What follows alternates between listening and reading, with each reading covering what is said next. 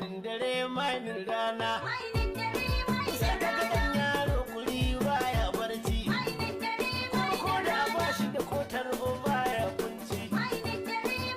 Murnarsa yake kamar gwamna ya ci. Sannan a sannu sai sa'a ta ci. Wata ran riba ta zo nasara ta ci. Ko da aka san makarai baya daci.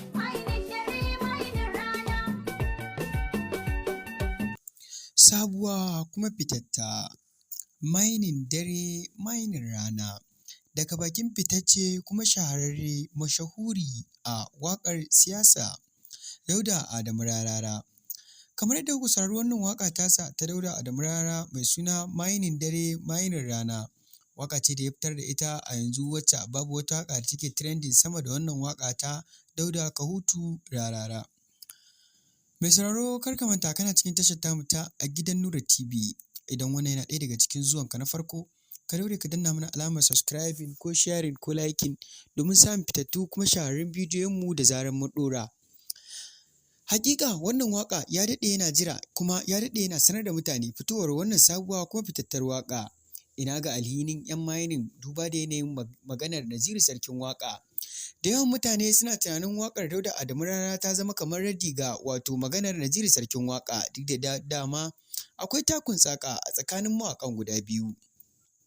Hakika kowa akwai irin inda ya dosa kuma kowa akwai manufarsa a kowace magana da kowanne ya yi, amma kuma sai dai akwai wasu raddi da ake tunanin kamar Dauda Adamu Rarara ya yi wa Naziru Sarkin Waƙa, kamar inda yake cewa ku yi haƙuri 'yan mining maganar jiya akwai riba a nan gaba. Tabbas wannan magana ce wacce mutane da dama suke tunanin cewa raddi ne ga wato mawaƙi Naziru Sarkin Waƙa, duk da dai shi bai fito ya ce ya yi masa raddi ba.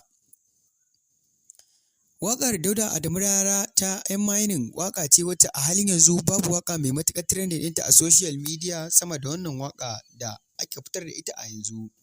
Waƙar mainin dare mainin rana dai ta zama waƙa best trending a social media, musamman ma kafafen sada zumunta irin su TikTok, Instagram da kuma Twitter da sauran duk wasu kafafen sada zumunta da ake ɗora waƙa.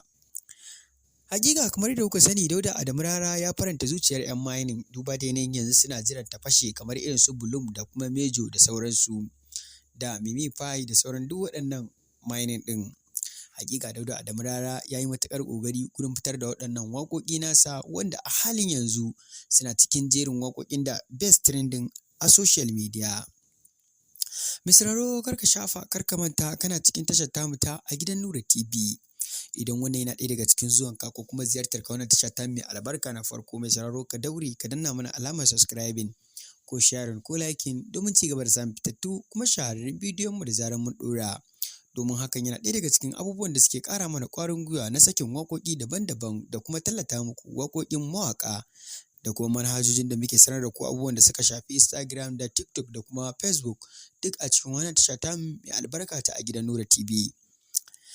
Mai sauraro ga dukkanin wanda ya saurari wannan waƙa ta mainin dare mainin rana za ka same ta a shafukan wato Dauda Adamu Rarara a Instagram ɗinsa Dauda Adamu Rarara ko kuma akan YouTube channel ɗinsa Dauda Adamu Rarara Official, wanda ya riga ya ɗora wannan waƙa tasa a daren jiya.